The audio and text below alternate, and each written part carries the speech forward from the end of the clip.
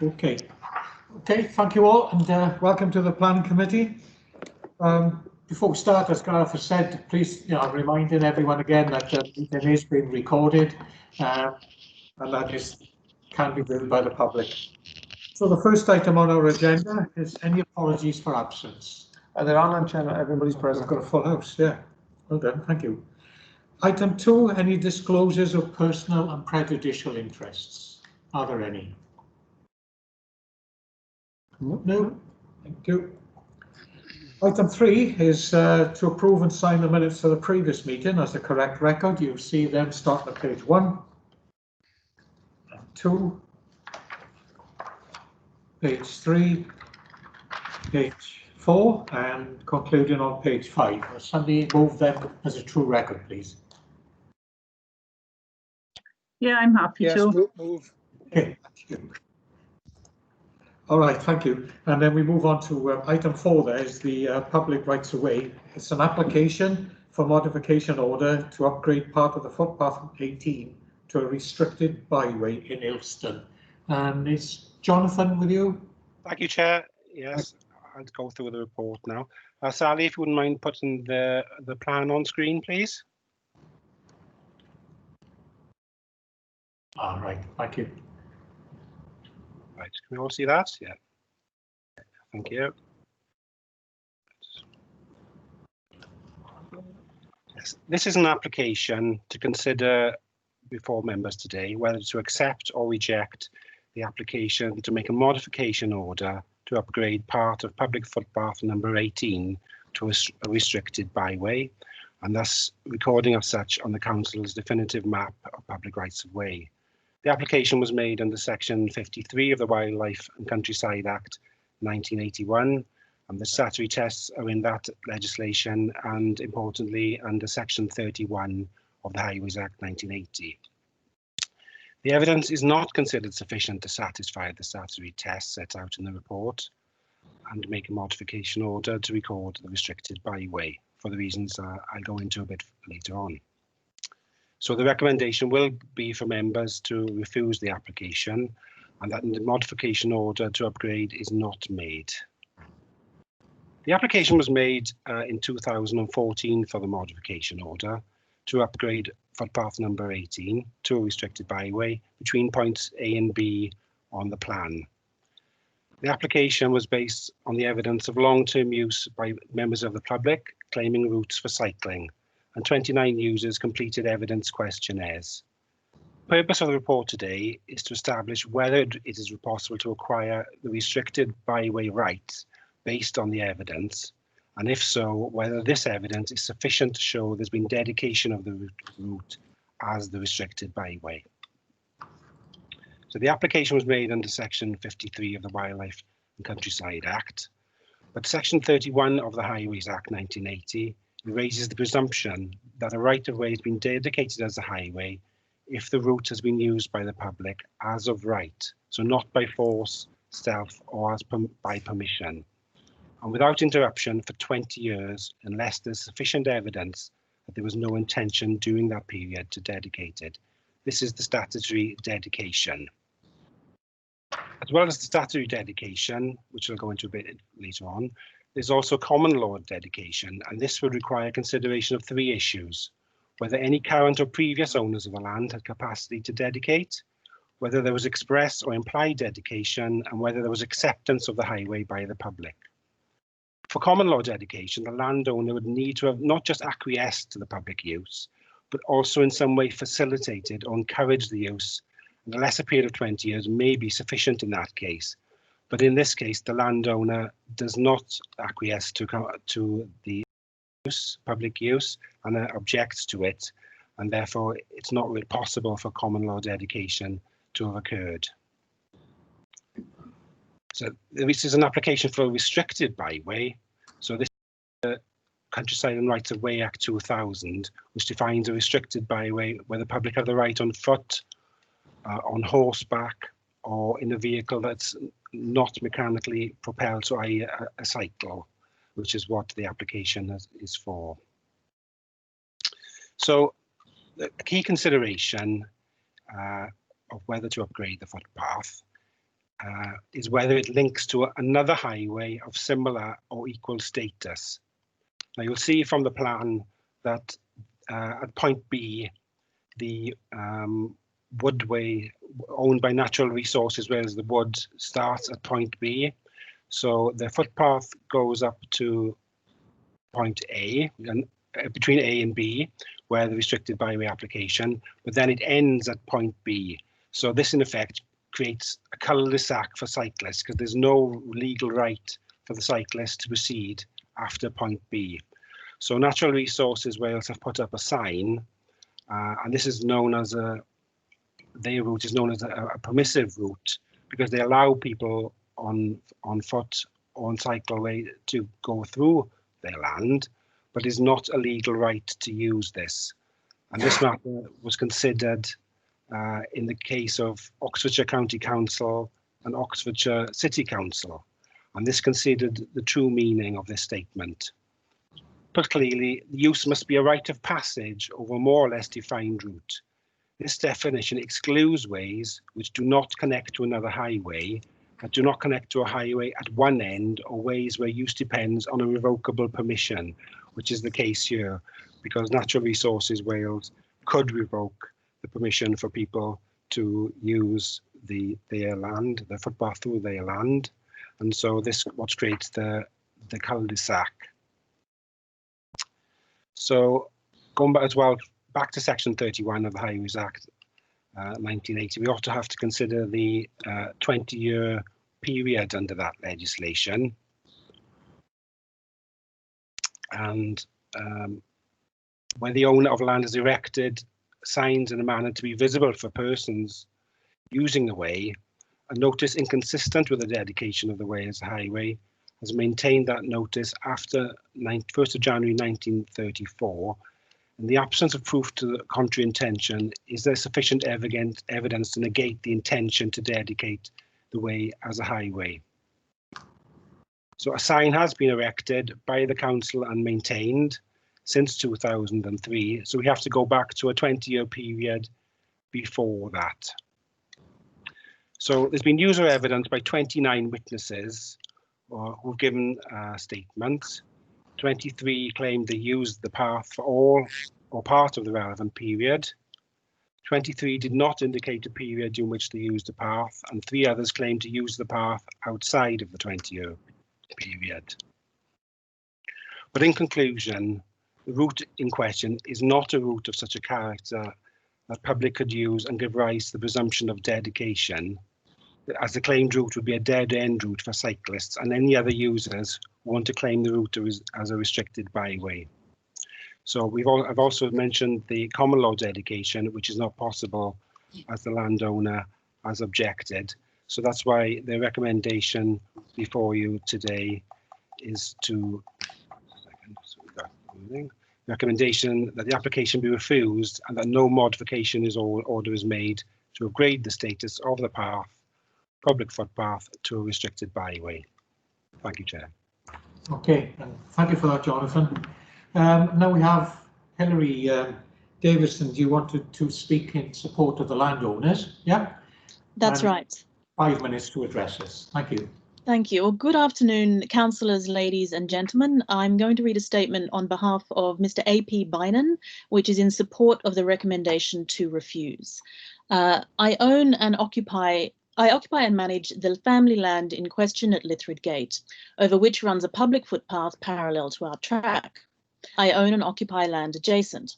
This application is a mystery.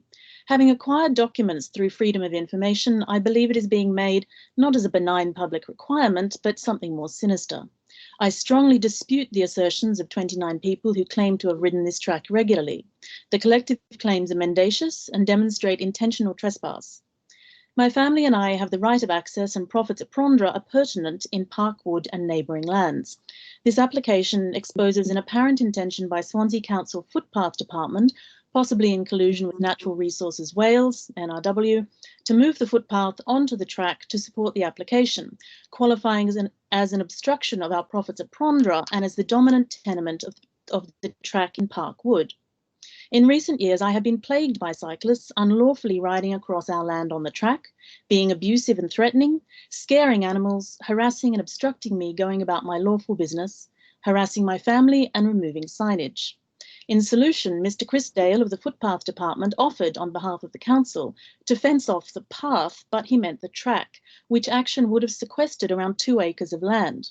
I believe this declined offer and anticipated installing a cycle track through Parkwood and on through Lythred, which Mr. Dale supported. His continuing assertions that the footpath is on the track are false and demonstrate incompetence. The applicant, Mr. Naylor, has personally and through the Wheelwrights website incited others to trespass, advised ignoring signs, and stated I have no authority over the land. He has made personal comments, and his active sense of entitlement foments fury and resentment in cyclists. The Wheelwrights also organised a number of cycling festivals that crossed our land without our knowledge or permission. The Wheelwrights and Footpath Department have both perpetrated defamatory behaviour. Councillor Richard Lewis has supported the cyclists and officially claimed multiple times friendship with the landowners, my cousins, whom he claims have no objections to either a restricted byway or a cycling festival. This is untrue and is not commensurate with friendship, and he is fully aware of my role. Councillor Lewis and the applicant coerced my neighbour, Mrs. Phillips, into making comments about cycling in our field, which her deed prevents her from doing. Community councillor Roy Church sort of recused himself from the initial process, as I caught him red-handed leading a group of night riders across our land. Mr. Dale's department insisted the matter was civil and required my initiating proceedings against an entire festival, including the then MP, all photographed unlawfully on our track, supported by Swansea Council, who funded the event and who failed multiple times to obtain the necessary approval. Apparently, the Heritage Centre claimed permission was obtained. This blatant lie betrays trust and demonstrates arrogant contempt for lawful process. The persons herein named have engaged in mendacity and manipulation and may be leading the council into a legal mess as part of a grander scheme. This application appears to be made from the comfortable certainty its success would open Parkwood to cyclists. Mr. Dale's assertions of the footpath being on the track suggest Swansea Council and NRW are attempting to change the use of Parkwood. I remind the council of my registered solid rights. Any permissions or licensing by NRW to the Wheelwrights was done knowing a trespass would occur. Mr. Naylor informed them of the group's intentions to cross our land, which NRW condoned by their actions or lack thereof. Mr. Church and Mr. Naylor are still online advising and encouraging cyclists to cycle through Parkwood and cross our land. Both know this is unlawful but continue to incite trespass. It is unfair and inappropriate that for Mr. Dale's department to suggest I initiate civil proceedings when the Wheelwrights still receives Swansea Council support. The relevant parties must immediately remove and correct the erroneous information on their websites, one claiming partnership with the council. Councillor Lewis should be censured and asked to explain why he personally shared deliberately false information. My family and I have spent enormous time and effort dealing with this distressing matter, and it continues, a sobering, taxing experience. I bring these details to your attention because the application brims with hidden complexity and exposes the council to serious problems. Given the potential consequences of a lengthy, expensive legal confrontation, the committee must accept the recommendation to reject the application or risk becoming attached to other matters concerning Parkwood, the track, public footpath and cycling. Swansea Council should consider this an opportunity not to be drawn into the broader chaos of this matter. Thank you. Thank you. A lot of information there, but I mean, a lot of it is, we will decide as a committee on the recommendation or otherwise. And some of those things also must be taken up outside. Jonathan, do you want to come back with anything there first? I just wanted to say, yes, it's the matter, as detailed in the report, really, for members to consider, and not other relevant information or information which is matters that might have previously happened or not, or matters of dispute or hearsay. So it's just the matters in the report and what I mentioned, really, for members to consider. Thanks, Chair. Well, I agree. I mean, please bear in mind, anyone wishing to speak, we're dealing with the report in front of us. Councillor Lewis, this is in your ward. Did you wish to speak? Yes, I did, Chairman. I was a bit surprised when Hilary Davis said I was not supporting her. because I think it came to a committee some years ago, a long time ago. I know the involvement of the Heritage Centre, but certainly I have not spoken to Elaine Phillips for many, many years. I don't know how that came about. I do know of her, of course, and I have certainly not suggested that she objects to or supports cyclists coming through your land. My own view on this, the officers are right to turn it down. I think that's quite right. I feel that this has been quite a long and lengthy process. It's gone back, I don't know how many years it is, but it came to committee, I would think, several years ago, if not longer. And I actually supported the officer's recommendation at the time. I believe it was to turn it down. I think it was turned down. But as far as I was concerned, the way it's been organised by a number of cyclists or groups of cyclists have not recognised the ownership of the land. It is a dead end by and large, and I think the officers, their recommendation, as I see it, I haven't got it in front of me, to turn it down is correct. Okay.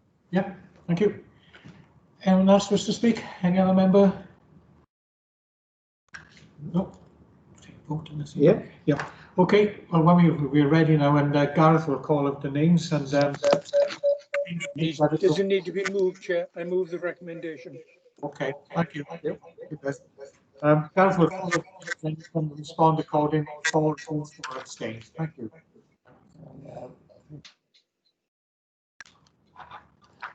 Right, ladies and gentlemen, the recommendation for refusal. So somebody's machine on The sound effects. yeah.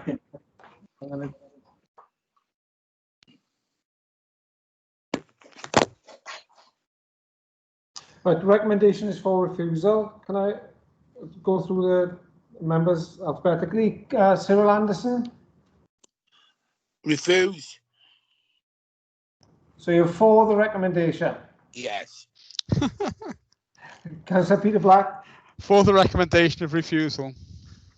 Will Evans. Councillor Evans. Okay, we come back to him. Mary Jones. For the recommendation. Mike Lewis.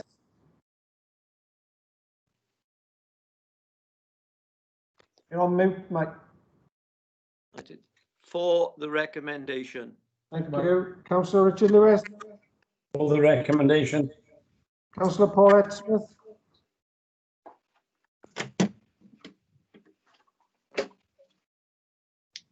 Councillor Smith.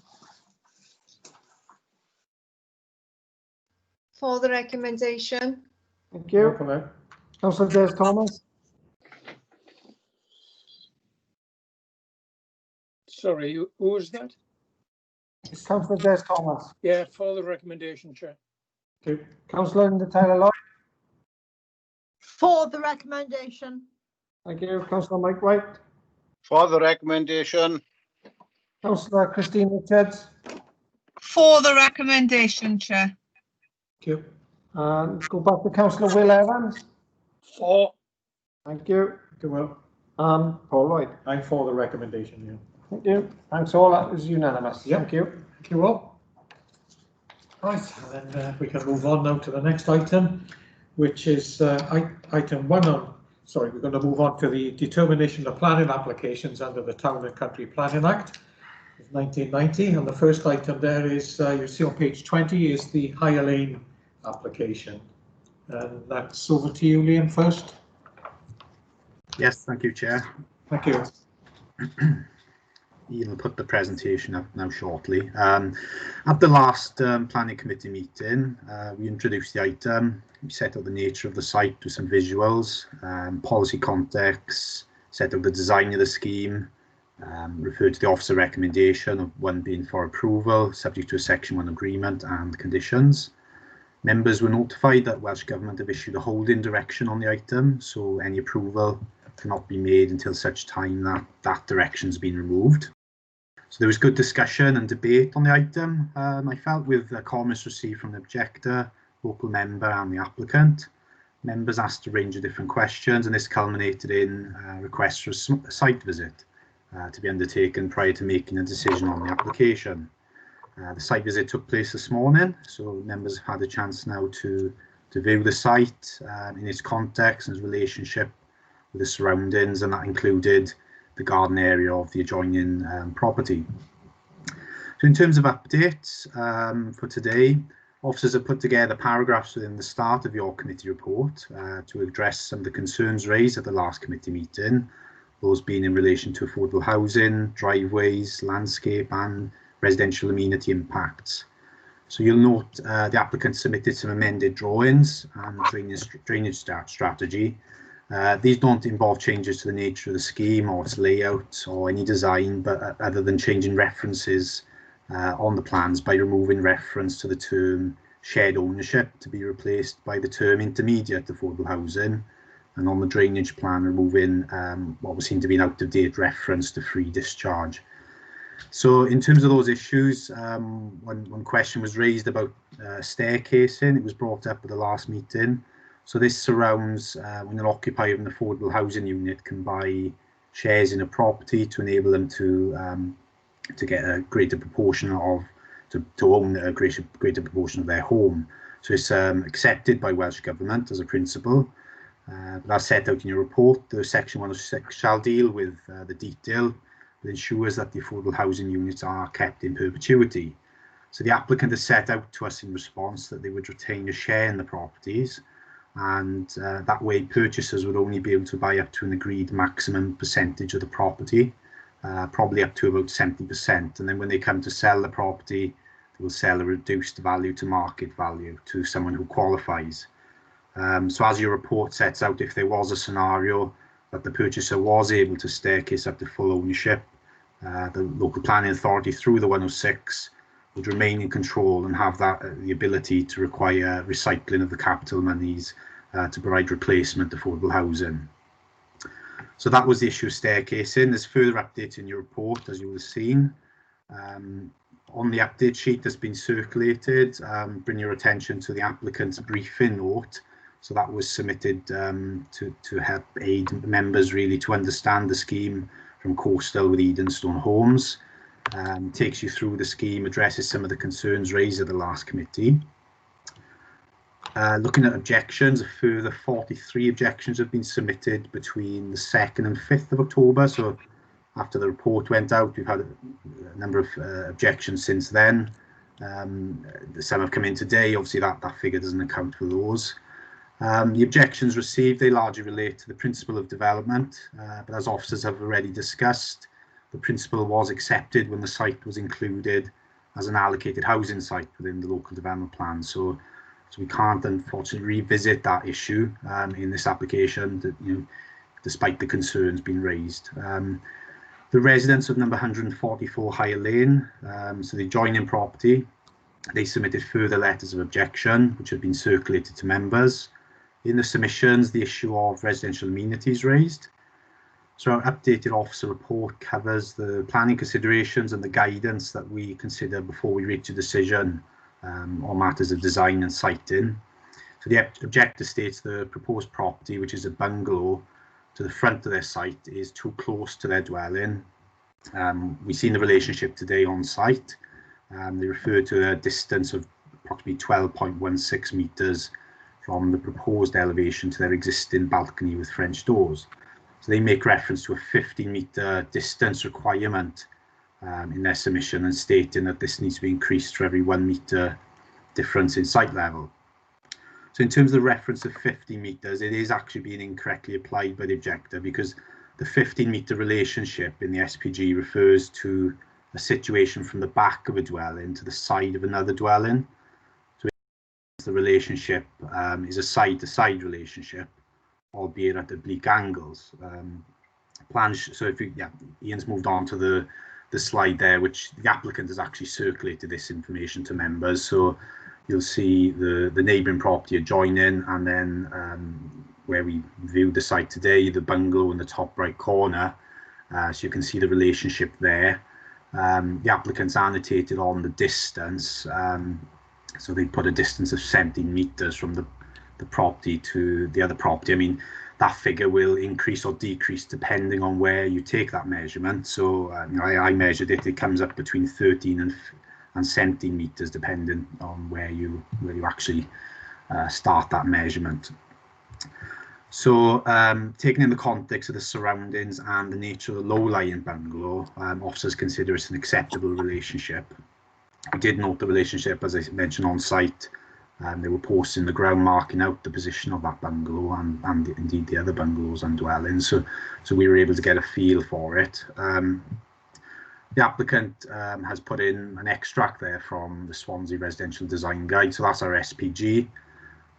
As I was just mentioning, the relationships in terms of back to side. So if you just see on the cursor there, so that would be a relationship where we'd be looking for 15 metres gap as guidance. So it's not, you know, a legal requirement. It's not always the case, but we have regard to this as guidance. So in that particular image there, it shows a 50-metre gap between the rear of someone's dwelling and the side elevation of a two-storey dwelling, which could be a new proposal, for example. In the current scheme here, we have the side elevation of the bungalow, and then that coming up to the boundary, and then, you know, the side elevation of the applicant's property and front elevation, albeit because they're facing sort of on an angle. So moving on, the objectors submitted another document. There was superimposed images on the document of a photograph with superimposed dwellings on there showing what the site could look like. So members will have seen that. The image, I've looked at the image, it does appear a bit crude in terms of the depiction of the site, and it's not made in any particular context with the fact the dwellings. So the dwellings lower in the site there, two-storey dwellings, they're separated out from the boundary by garden areas and the hedgerow there. You will have seen the layout of the site and the neighbour's site being slightly higher than the application site. On the site visit, a question was asked about how high are the two-storey buildings and bungalows in terms of their height. The bungalows, so the bungalows to the front, these measure up to 5.46 metres to overall ridge height, and the eaves level is approximately 2.5 metres. So the 2.5 metre being, you know, at the side elevation where it meets the boundary, and then obviously it splays up to the 5.46 metre. The two-storey dwellings, which are further down in the site, they then measure approximately up to 8.25 in overall height and 5.2 metres to eaves. So it's your typical two-storey house, effectively. And then the property at plot 16, which is further away, the bottom corner measures up to 8.58 metres to ridge and 5.2 to eaves. So there's a few differences there across the site. But ultimately, the way it's been developed and designed is that the bungalows are at a lower lying appearance nearer the neighbour's property than the two-storey aspects. So in effect, officers accept there'll be an impact. I mean, we could see today there will be an impact, as the occupiers will be able to see the development site, and no development exists on there at present. However, we feel the properties have been designed in accordance with our guidance, and the land use for housing has been accepted. So so that's where we are in that respect. An image is presented in the objective submission of the site allocation and the site red line, which shows land extending out of the allocation in the southwestern corner of the site. So if you just hover on the southwest of the site, the bottom left there, you can see that area of land. That's actually void of any housing development or indeed residential curtilages, and in fact that's an open space area with retention of the field boundaries there, along with the pumping station as part of the drainage scheme. So there haven't been any particular objections raised throughout the application process by statutory consultees in that regard. and the housing remains as per the housing allocation set out in the LDP.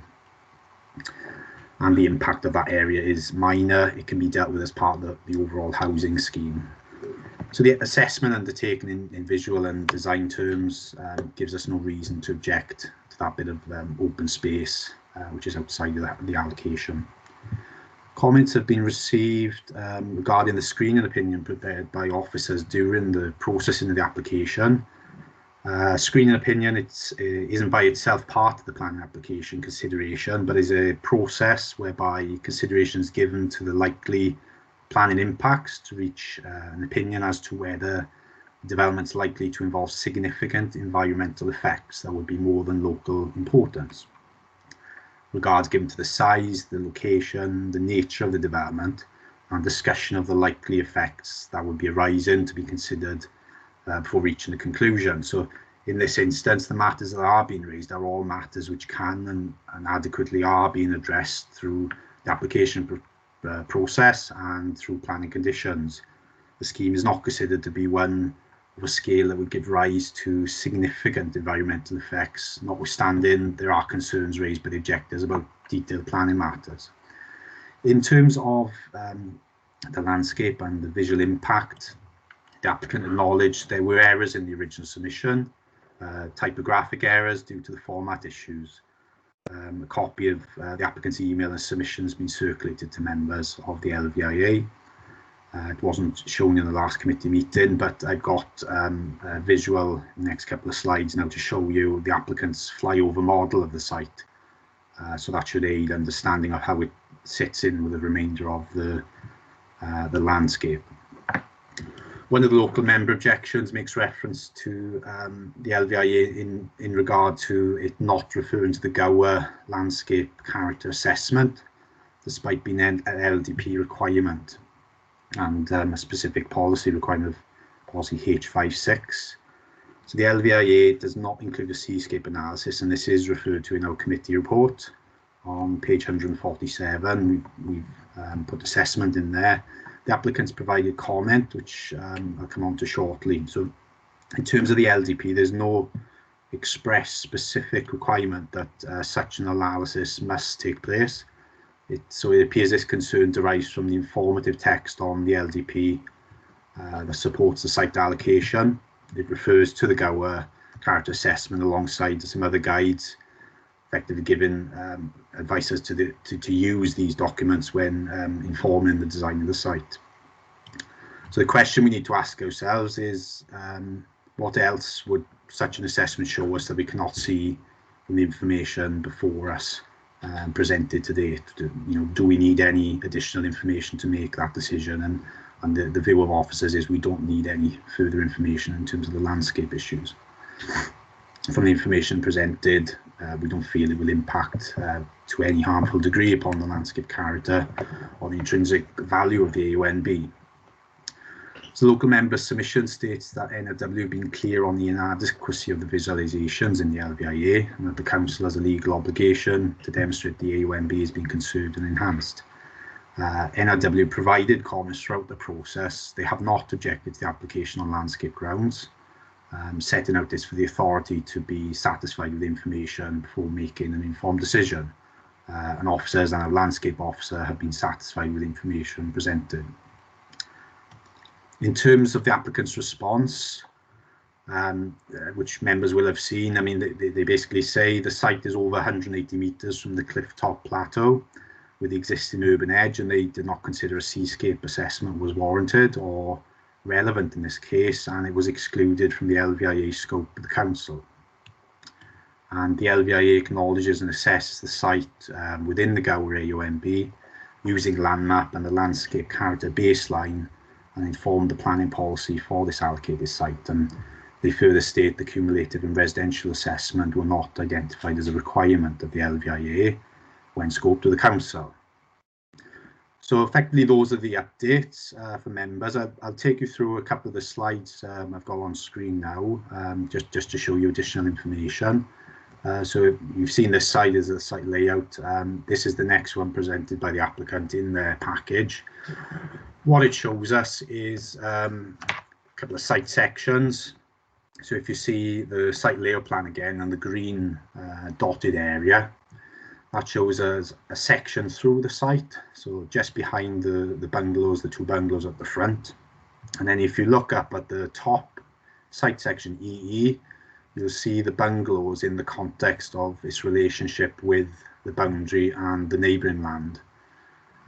So what that shows us really is, you know, contextually it goes up to the boundary, and then the boundary splays up towards the neighbouring plot, which is at a slightly higher level. Similarly, the bottom right there shows us plot 17, so section D, which is there as Ian's put on the cursor. So what that shows us again is the land, as we've seen it today, the land actually is at a higher level on 104 Higher Lane. So that image depicts the garden area of plot 17 going up to the boundary. So I just thought that was useful to show members the context as the applicant supplied. So the next slide then, this is a visualization, a video that the applicant submitted during the application. If we see if it play, yeah, so there's no sound or anything, but it does, it just sort of flies you through the site, almost showing it. I mean, it shows it in context effectively. So that's the road there, the frontage, and you can see then the relationship to the coast and how it fits as a landform, the existing landform.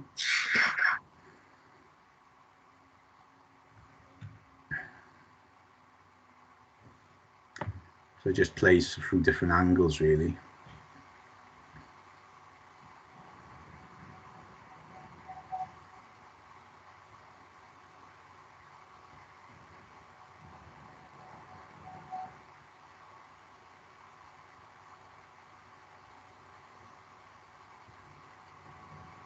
So these views are useful. They're from the coast. It's how you would get the impression of the development site against the backdrop of the remainder of the landscape, really. Obviously, that's zoomed out a bit far to even see it. So. But there, you know. So that's a useful image depicting the applicant's the neighbouring property and the application site as well. So. So that is the run through. In terms of summary, what we have here, we have a site allocated for affordable housing. It's an exception recognising the LDP, specific policy they're catering for it. We've gone through the planning considerations. They've had some scrutiny since the application first came in. Consultees, neighbours, everyone's had the full opportunity to express their views with this scheme. The scheme will deliver a high proportion of affordable housing, much needed in the locality, specifically designed in accordance with the thrust of the LDP strategy. So the scheme, in terms of its design qualities, is a good level of green infrastructure. Design's appropriate to the location. There's no harm from views to or from the Byway ONB.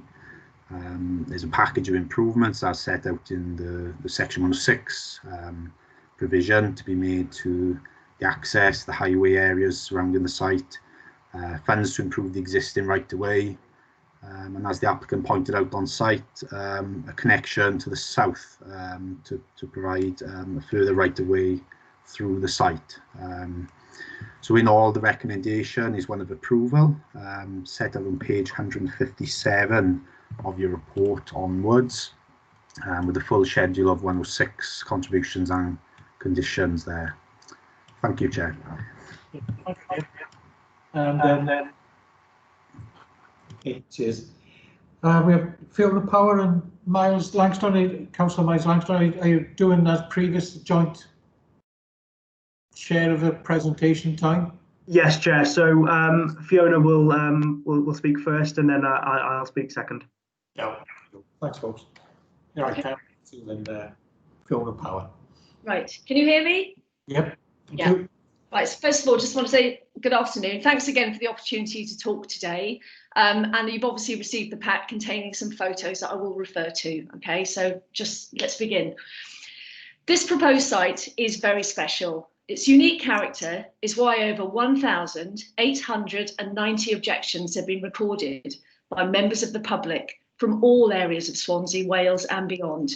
And this is why we choose to live here. It is a gateway to the Gower AONB, a registered historic landscape, and it's in the coastal zone, offering fantastic views over Langland Bay and Devon. These are just a few of our numerous concerns. So number one, we have repeatedly raised the issue of distances from proposed houses to our boundary and house. Yet, despite this issue being confirmed by Lichfield's consultants, our concerns were once again dismissed today. This is in direct contravention of the Swansea Design Guide because the building should be at least 17 metres away. It is only 12 metres away as surveyed and shown in picture 1 of your paper that I've given you.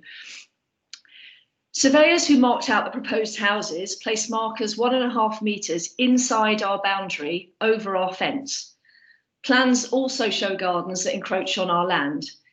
Despite today's dismissal of our land ownership, the on-site fence marks the boundary and has done so for at least 46 years. This is not acceptable. Number two, with regard to landscape impact, NRW have been clear that without industry standard visualisations, landscape impacts cannot be assessed. They have requested these visualisations on 7 separate occasions between January 2019 and June of this year. Why have the planning officers repeatedly ignored the request from their own consultee and from us too? We believe that these visualisations would not support this development and that they would demonstrate the negative impact on the landscape and the AONB.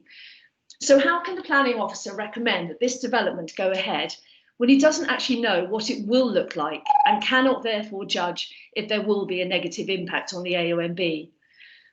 And how can anyone tell you that our amenity won't be impacted when they have no visualisation of the proposed development from our property?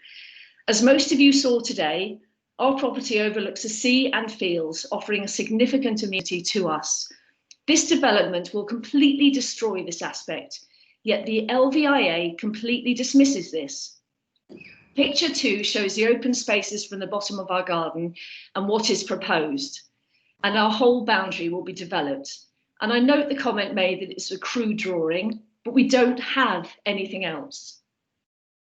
We are frankly shocked at the easy dismissal of our comments in relation to the LVIA, that 2 pages discussing the M4 were just some typographical errors. This was the only version of this document made available to the council 11 months ago. And this was the document where the council's landscape officer had considered the information in full.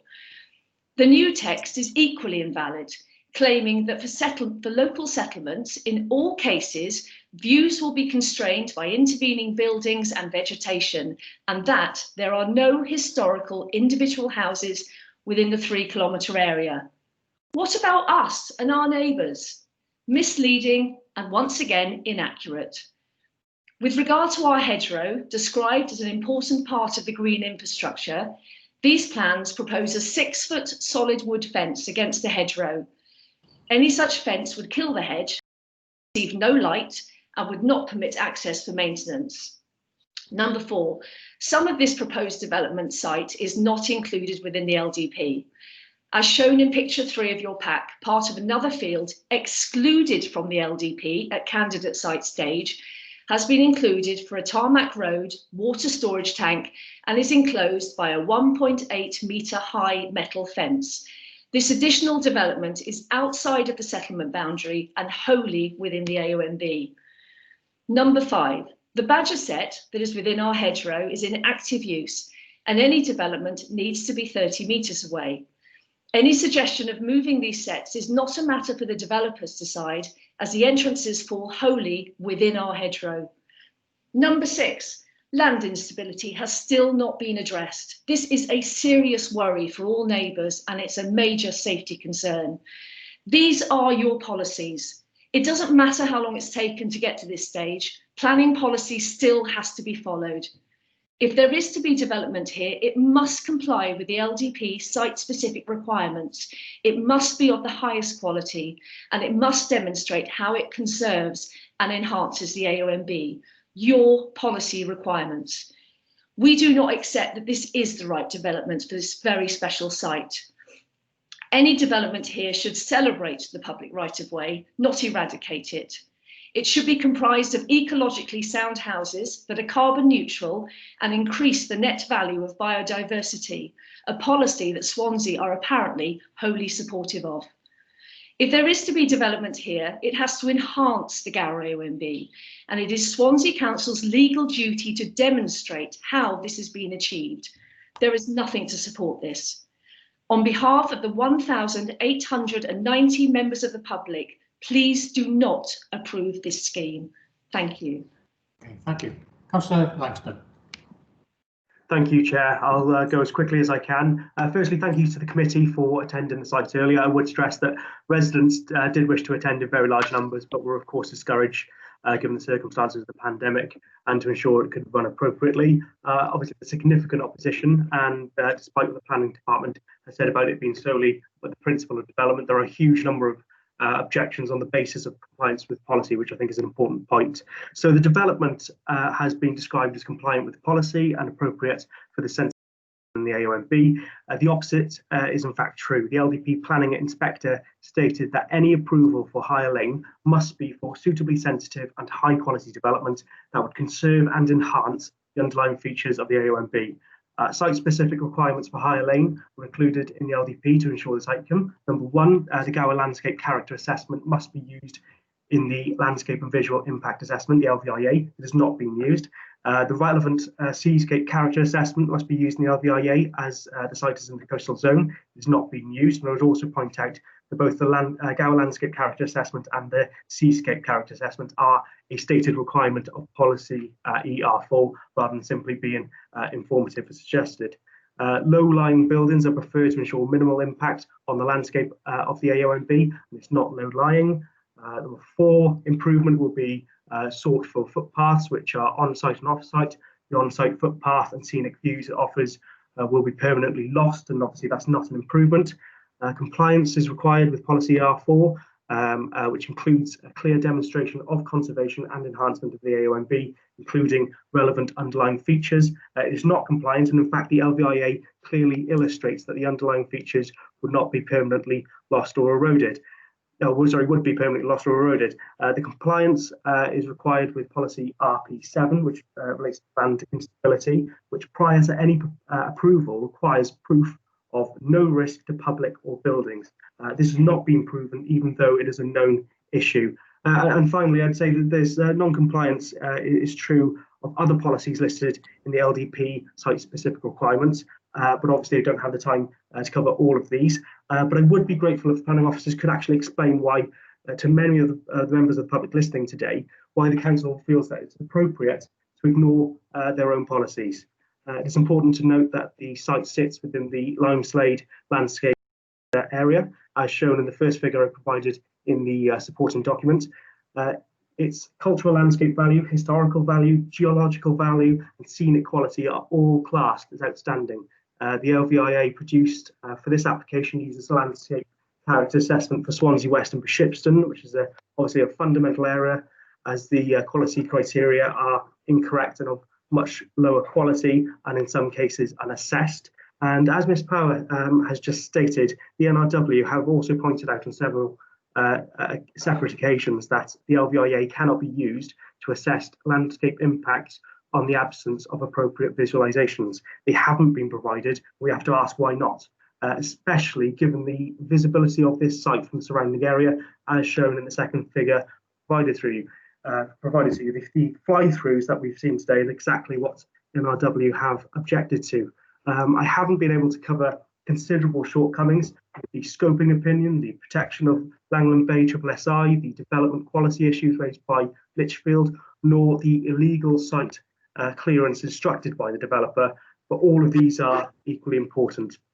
If the council approves this application today, then we're undermining the very principles of sustainable development, which we're duty-bound to ensure, and will also lose an important part of the AONB forever. The council will also fail in its statutory duty to demonstrate conservation and enhancement of the AONB. This will be unlawful under the Countryside Right of Way Act, and I suggest that the committee makes its judgment very carefully, as it was set a precedent. I would encourage in terms this committee to reject the application on behalf of the over 1,800 concerned residents and tourists, the 99% of respondents. Thank you. And got Jason Evans is the agent wishes to speak. Jason, are you with us? Yeah. Yes, thank you, Chair, and members of the Planning Committee for providing me with an opportunity today to speak again on behalf of the applicants, Edenstone Homes and the Coastal Housing Group. We're also very grateful for members to take the time this morning to visit the site and trust that this and the information note provided and prepared by the applicant, was of assistance in now making a decision on the application before you. When we last met, a number of points were raised that you sought clarification on, a number which may have been addressed this morning or as a result of the recently forwarded information. As a result, the response to those previously raised points can be summarised as follows, and I'll refer to the points raised by objectives as and when it's relevant as well. Affordable housing, as officers have said, the proposal includes provision for 16 affordable dwellings, a mix of social rented and intermediate housing. Further to comments raised by members at the last meeting, we can confirm that all the affordable units will remain as such in perpetuity. But in the case of the intermediate units, Coastal Housing Group retaining what's called a golden share to ensure that they are never purchased outright. To reiterate then, the affordable units will remain affordable in perpetuity, and this will be secured through the appropriately worded Section 106 agreement. The LVIA. It's regrettably been identified that a certain number of typographical errors which have been corrected. However, these typographical errors have no bearing on the agreed methodology of the assessment undertaken, nor the document's conclusions. It can also be confirmed that all relevant background and baseline data, including the Gower landscape character assessment, were taken into consideration in the work associated with the submitted LVIA. Such documents, of course, form part of the LDP and its policies, which has equally been given due consideration as part of the submitted assessment. Following agreed guidance and practices recognised and supported by both the authority and NRW, the proposal will not therefore have an unacceptable visual impact on the immediate or wider area, including coastal views as seen from the flyover and those of the wider Gower A&B. And this is clearly demonstrated by the submitted LVIA when it is read in its entirety. Surface water drainage, as discussed at the last meeting and today on site, all residential development must now ensure that the volume and rate of surface water discharged from a site must remain as at present and cannot be increased. In the case of the application proposal, the scheme not only ensures that this is the case, but will in fact reduce both the flow and volume of water leaving the site during periods of heavy rain. This has been confirmed again with the authority and officers, and they continue to be supportive on this point, satisfied that all regulatory requirements have been met. The impact on the adjoining property. This morning members will have seen the on-the-ground situation with regard to the positioning of the proposed and existing dwellings. The objectives have cited a number of separation distance from windows, walls and boundaries in their submissions, but with due respect and as highlighted by officers, these have often been misquoted. The reality is, as members will have seen this morning, that the proposed separation distance between all habitable windows, including taking into account topographical factors, that will ensure that the development adheres fully to the Council's LDP policies and associated detailed supplementary design guidance. The scheme will therefore not have a detrimental impact on the residential amenity contrary to adopted policy for either existing or proposed residences. Finally, the principle of the development is an important matter to consider.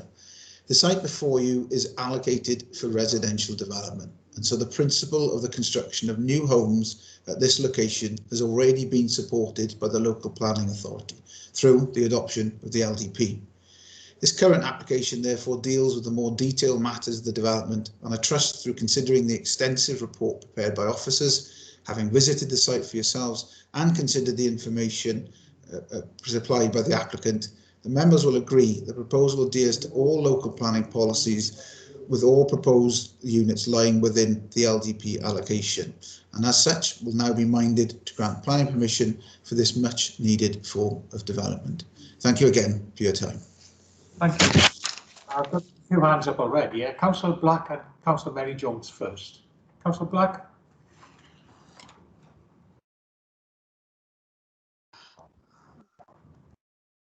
Right, got it now. Thank you, Chair, for that. Just to confirm, the reference before to shared ownership leases is now extant, and we're now on intermediate housing. I'd be grateful if you could confirm the percentage which amounts to the golden share.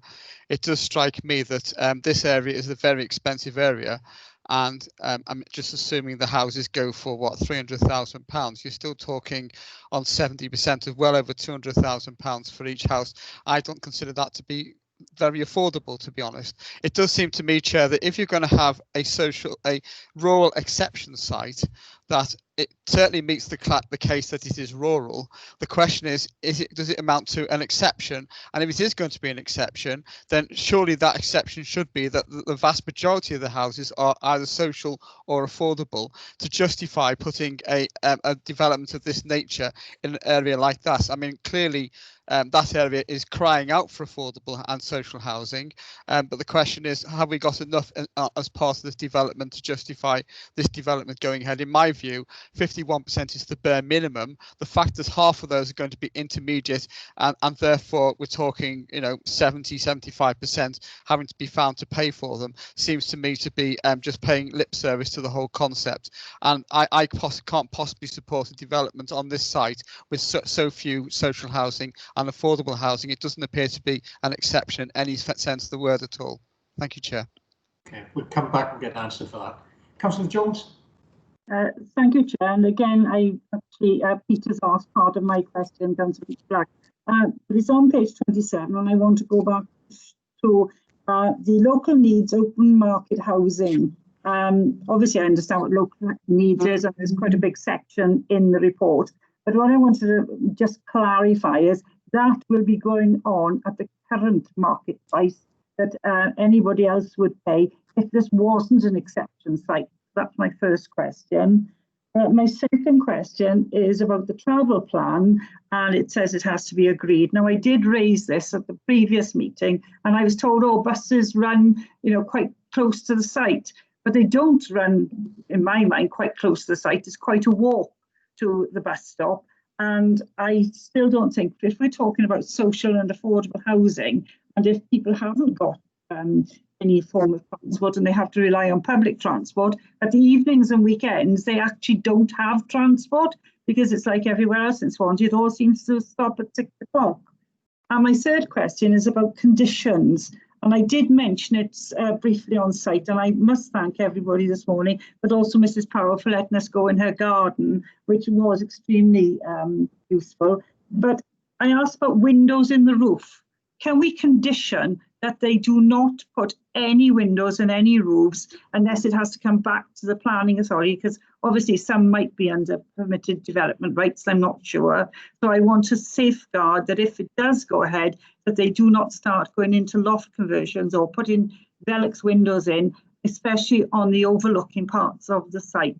So thank you, that's all my questions. Okay, thank you. Thanks for that. Councillor Richard Lewis.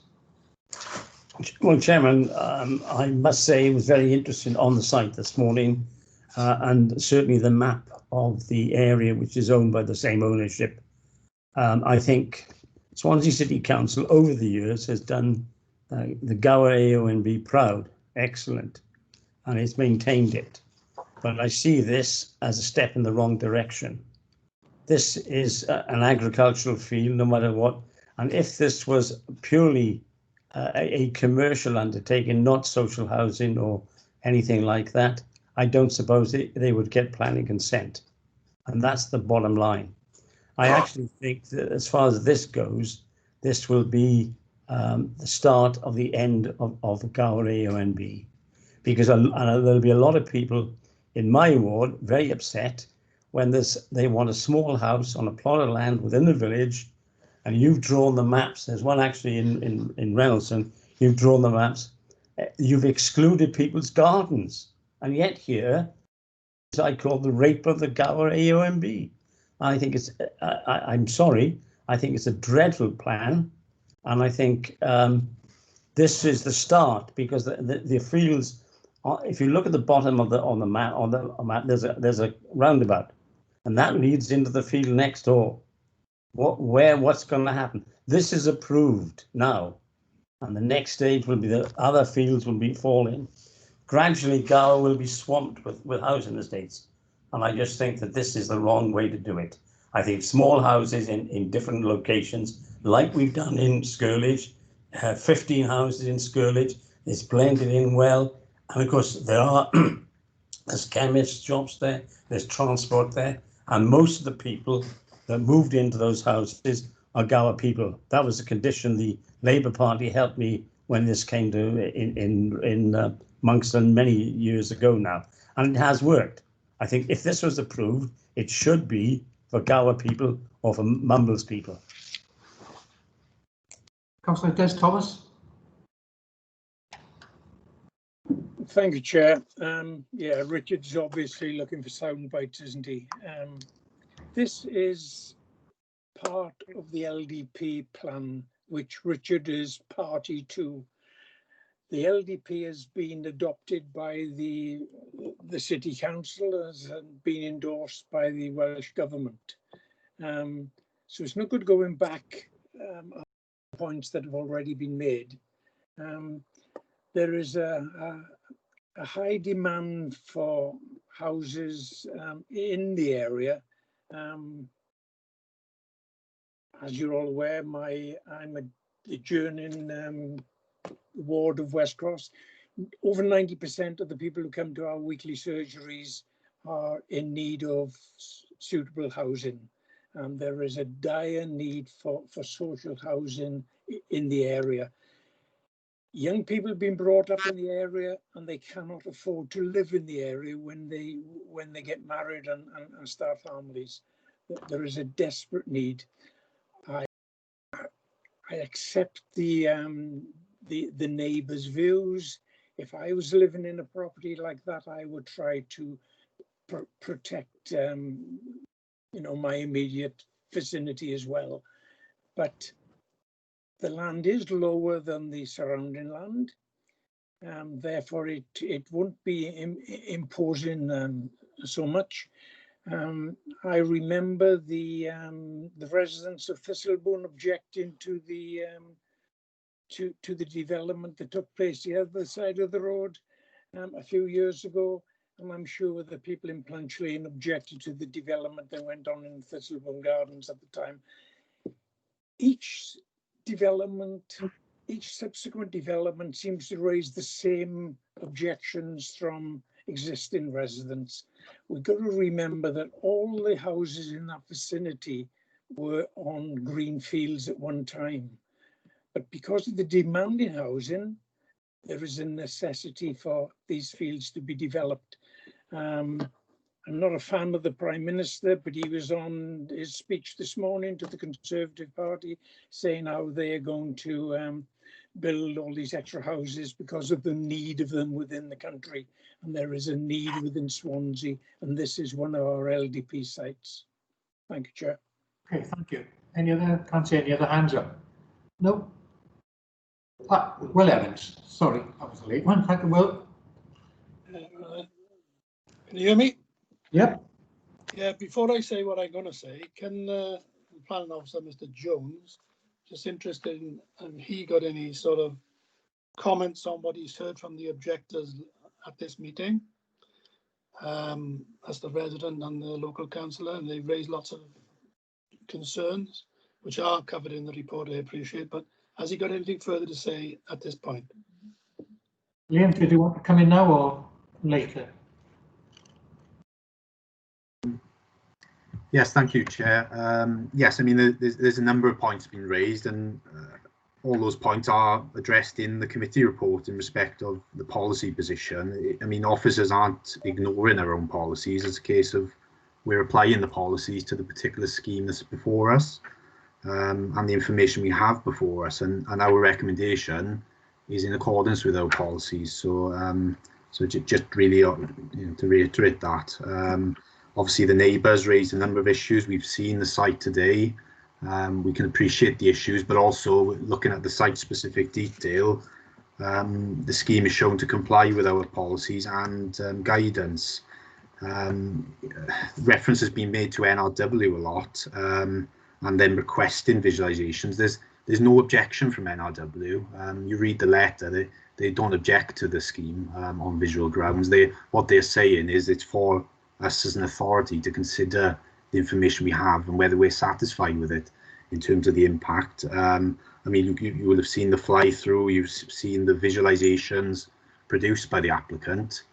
I mean, we could ask the applicant for more information and go down the route of asking for more visuals, but it's only going to get to show the site in context that we've already seen. So I wouldn't be encouraging that we do that. And we have the information before us.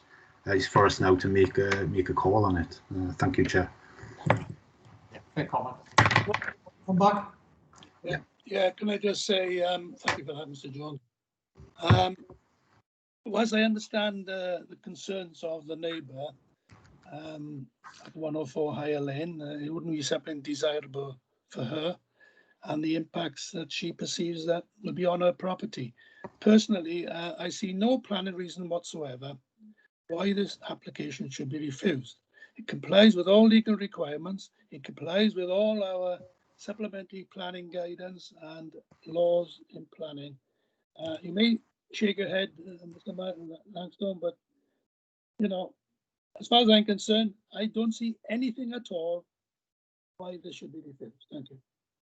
Okay, thank you. Are there any other hands gone up? No. No. Matthew. Yes, thanks. Just a point raised by Councillor Jones about travel planning and bus stops. The walking distances to the bus stops are at the upper end of what we would consider to be acceptable, but they are acceptable and within guidance. And they've also submitted a travel plan, and which will also fund a travel plan coordinator to monitor sustainable travel from the site. Also contains a range of mitigation measures if those targets are not being met. Yeah. Through you, Chair, I'd just like to come in on a few of the points that have been raised. Councillor Jones raised the issue of windows in roofs. Now, the scheme doesn't propose any windows in the roofs, and condition 5 actually removes the permitted development rights for any alterations or extensions. So, yeah, an application would be needed if new windows were to be put into any of the properties. What I would suggest, though, is that we look at the reason given for condition 5 and just include as specifically relates to windows, but it is covered there, removing classes A of the PD rights. In that respect, the travel plan issue has been covered in terms of condition 14 in your report. So that covers the position on the requirement for a site-wide travel plan to be submitted and approved.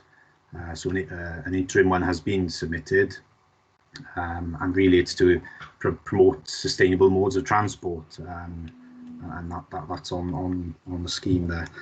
I'm not sure what your first question was with the market price, and obviously Councillor Black raised the issue of affordable housing in terms of what share is the golden share, and to my mind these are detailed matters that would be covered under the 106. These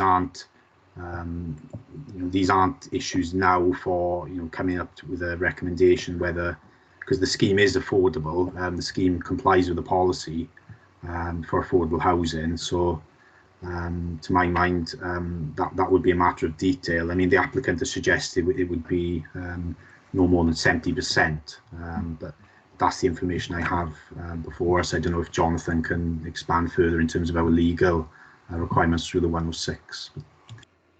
Okay, did you want to come in now, Jonathan? Or yes, I just confirmed that these matters will be detailed in the Section 106 agreement. As has been mentioned, there isn't going to be staircasing for these properties. It's only going to be a 70% share is going to be retained by Coastal. Any of the Section 106, the monies will be recycled if that, in the event of that happening. But the scheme that's been proposed by the developers has been approved by the housing department. So they've obviously been consulted, and they agree that there's a need for this type of housing, for intermediate housing as well as social rented housing. So that it has been approved by our housing department. But these matters will be contained in the Section 106 agreement. It will be kept in perpetuity, and any surplus monies would have to be recycled for the affordable housing. It will all be detailed, the structure of the agreement in the Section 106 agreement. Okay, yeah, thank you. Councillor Black and Councillor Jones. Sorry, there's 2 points there which Jonathan has just stated which I don't understand.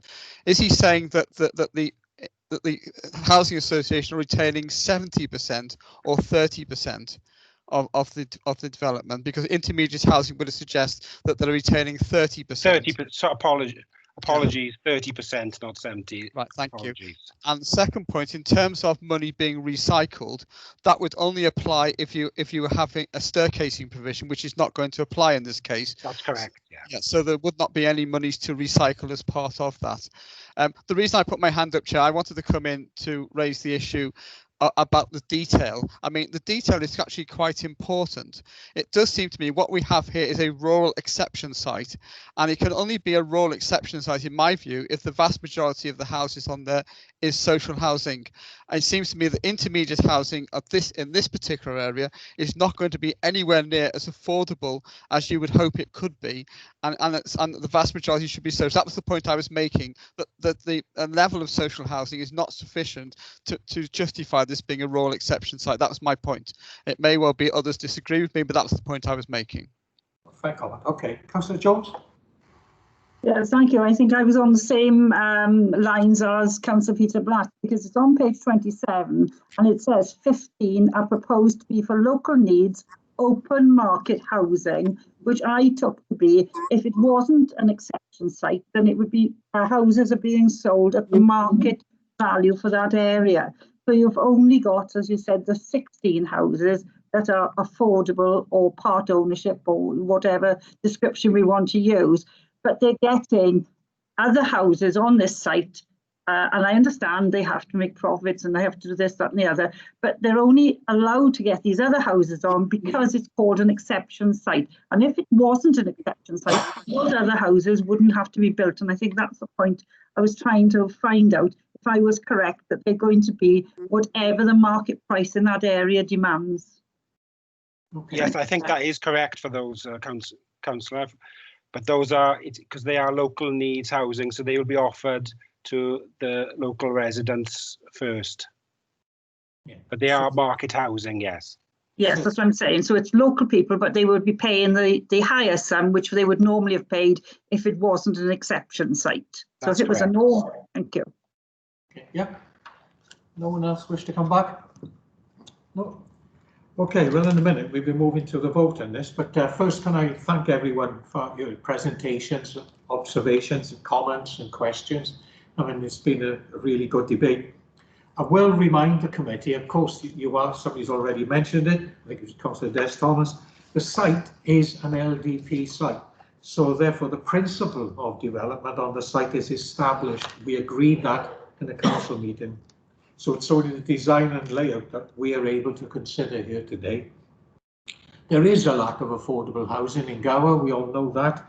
That means that families are unable to remain in the area, which is having an effect on the economy and the demographics of the area.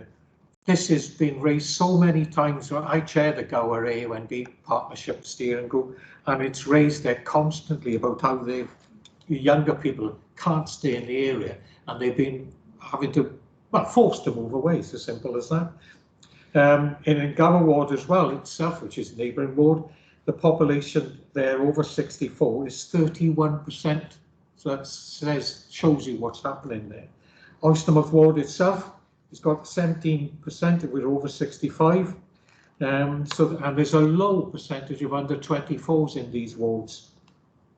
And that the actual comparison is Swansea itself, it's over 64s is 13%. So you can see what's happening here.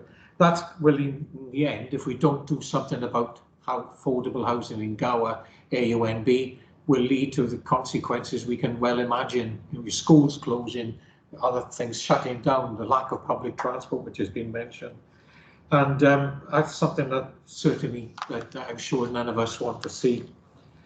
So today we move into a vote shortly, and you know, it's a chance, a small opportunity here to chip away at the lack of affordable housing in the area. So anyway, I want us to come back, Gareth. Can we move to the vote? Yeah, so the recommendation is for approval, so I'll ask each individual member accordingly. Yeah. Councillor Cyril Anderson. For. Councillor Peter Black. Against. Councillor Will Evans. For. Councillor Mary Jones. Against.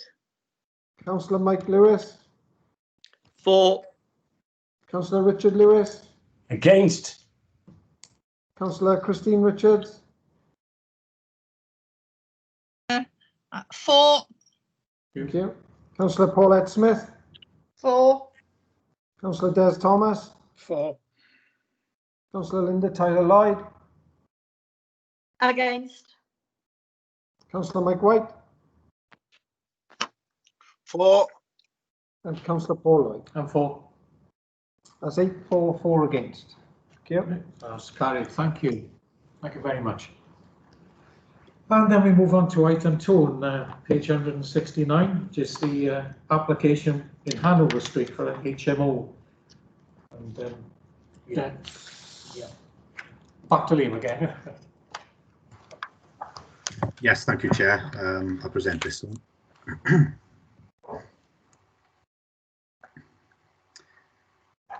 So this application proposes a change of use of the property from 2 flats into a single HMO for up to 6 people. In terms of update, there was one representation received from a neighbour querying the application going to committee in the sense that they understood from speaking to the applicant that the application had already been approved. So I've gone back to confirm the application hasn't been approved but was being reported to committee for decision. So they made the request. They also mentioned in their response that they understood the applicant was already undertaking internal works to the property. So I'm not clear on the extent of those works, but if the works are internal to the property, then it's unlikely on their own right they would require planning permission. So the application is reported today as it has been subject to a call-in request and the petition has been received. In terms of the location, it's 151 Hanover Street, outlined in red there on your plan. As members will be aware, the starting point for any HMO application is to consider the principle of development after calculating the percentage of existing HMOs within the 50-metre radius. So policy H9 defines and this area is within the management area, which allows for up to 25% properties to be in HMO use. So in this instance, our calculations show there would be 16.67% in HMO use. To that effect, there's been no breach in terms of the principle or the threshold there. You'll note, obviously, the application property is the one where there's a little yellow dot in the centre. So that's the frontage of the application property. And it's currently 2 flats, so you can see there's a line down the middle, so the officers counted that as two units, but obviously it'd be going into one HMO. So in terms of the principle, we're satisfied it's acceptable. The remaining considerations, the flats obviously go into one shared house. The layout plans here show the layout that's been submitted. So at the moment, you've got the original flat there on the ground floor, 2 bedrooms, a hall, living room and kitchen at the back, and then upstairs you've got a kitchen and living space with a bedroom in the back and a bedroom in the attic. So the plans show effectively each of the bedrooms, each with an ensuite and with a lounge area then at the bottom ground floor, shared kitchen, lounge area. So in effect there are, the scheme is comfortable in terms of the space within the building, and we feel it's acceptable for up to 6 occupiers. In terms of parking considerations, there's no existing on-site parking to serve the 2 flats, and none is proposed as part of the application. The SPG regards the effects from a C4 use, a dwelling house use, as being akin, a HMO use, being akin to the use of a C3 dwelling in terms of parking demand, and doesn't seek to require additional parking beyond what already exists on site. As there's no opportunity to secure any parking on site, and there's no net gain in terms of parking demand, we don't feel there will be highway safety implications arising. As shown on the proposed ground floor plan, there is space within the rear there to provide cycle storage facilities. So in summary of the issues, as detailed in your report, officers recommend approval as per the recommendation on page 175. Thank you, Chair. Thank you, Liam. Any member wish to comment, ask a question? No? Okay, sure. Well, as you see, the recommendation there is one of approval on page 173. Councillor Mann with us, Chair? I have invited all board members, Councillor, and I didn't get either several Gareth didn't get a response. Okay, thank you. No. Every time I invite the ward members. So back to the recommendation there. You can see it's one of approval. We'll now take the vote on that. Recommendation for approval. So Councillor Cyril Anderson. 4. Peter Black. 4. Bill Evans. 4. Mary Jones. 4. Mike Lewis. 4. Richard Lewis. Against. Christine Richards. 4. Paulette Smith. 4. Des Thomas. 4. Linda Tyler Lloyd. Against. Mike White. 4. All right. Yeah, I'm 4. So that's 10 for, 2 against. 10 2. Surprise, surprise. Yeah. Well, unfortunately, we do now have a policy that we can follow, and gives us clear guidance. Thank you. So the next item 3 then, if you find on page 177, is the former Pines Club, where we've been before as a site visit, and now there's an application to modify the section 106. That's Andrew, is it? Yes, thank you, Chair. You are. Ian's going to do a presentation for me on this one, but just to make everyone aware, the application is being reported to Planning Committee as it seeks a modification to Section 106 agreement attached to an application previously approved at committee at the former Pines Club on Llangyfalch Road. So planning permission was granted in 2018 for a mixed-use development comprising 28 residential dwellings and 2 commercial units subject to a Section 106 agreement. Part of that Section 106 agreement sought to require the cessation of the residential use of number 690. So on your screen, that is the property in red there that Ian's showing. Thank you. Prior to the commencement of development, so that use has ceased, and its demolition prior to the first occupation of any of the units, as the development was considered to have an overbearing effect on the garden area specifically. Now, none of those units have been occupied yet, so there's no breach of the current Section 106 agreement, just so we're clear from the outset. The area in blue is the development site that is under construction.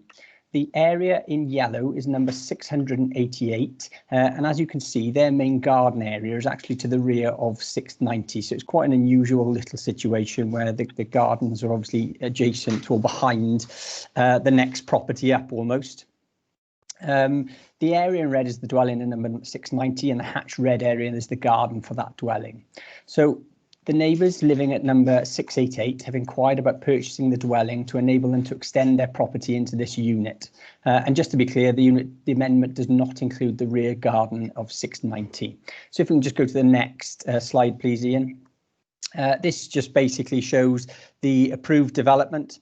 What you'll see there is just to the north of 690 that the big unit are the 2 retail units, and as part of the previous application it was considered that the proximity of those to the garden area would be overbearing.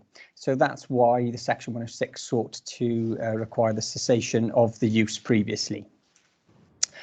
The approved development impacted on the garden area of the property rather than the dwelling itself. And as you can see, the garden area of 688 is to the rear of it, and no impact was considered as part of the previous application. So what's proposed, as I said, is the previous garden for 690 would be retained as a landscaping strip between the development and the existing property. So if you just go to the next photo, please, Ian. This is a photo of number 690, so that's the white building, and you can see the proposed retail units to show the relationship of the two. So there haven't been any objections from any neighbours on this. As I said, the section 106 was attached to overcome concerns of the proposal on the impact of 690. Since this time, the neighbouring residents have inquired about purchasing to extend their property. And as I said, their existing garden is already behind 690. The proposed residential use of this property is not considered to be abandoned when assessed against the 4 tests. Those are included in the report. Obviously, circumstances have changed since the original decision, and whilst obviously the report does state that as officers we don't consider planning permission is not considered to be required, all we're considering at the moment is the amendment to the terms of the section 106 agreement itself. So what we are suggesting is that the section 106 is amended to require that property known as 690 is not used for any other purpose other than as an ancillary accommodation for the dwelling house known as 688 Llangavalloch Road, which is the adjacent property. So the recommendation is of approval to amend the section 106 agreement to allow the building itself, but not the rear garden, to be used as ancillary accommodation for number 688. Thank you, Chair. Okay, thank you, Andrew. We do have one of the local members with us in the committee. Did you want to speak, Councillor Lewis? Yes, I do. I'm the local member, and having read the report and being on site several times during the construction of this new development, I'm quite happy with to approve the recommendation, because it seems quite logical, and as long as the people next door are happy, which they would be, I think that'll be fine. Thank you. Councillor Black? Yeah, thank you, Chair. It all seems very fine to me. I just wanted to clarify. So, as I understand it, 690 was going to be demolished before because it was as part of the section 106. Now it's going to be left intact and it's going to be subsumed into 688. So the property that was formerly known as 690 is going to be now known as 688. Is that correct? Yes, that's correct. In that case, I'm fine with it. Yes, great. Thank you. That sounds logical. Thank you. Anyone else wish to speak? No. Okay. I like the landscape. I like the landscaping, Chairman. Work in progress, that's called. Right. Okay. So, right then, you see the recommendation there on page 183. Is that it be approved? Yeah. Yeah. Recommendation for approval. Councillor Anderson. 4. Councillor Black. 4. Councillor Evans. 4. Councillor Jones. 4. Councillor Mike Lewis.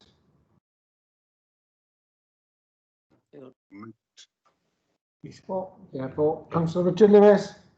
Well, I must support Mike Lewis on this one, the local member. Says in the same name. Councillor Paulette Smith. 4. Councillor Des Thomas. 4.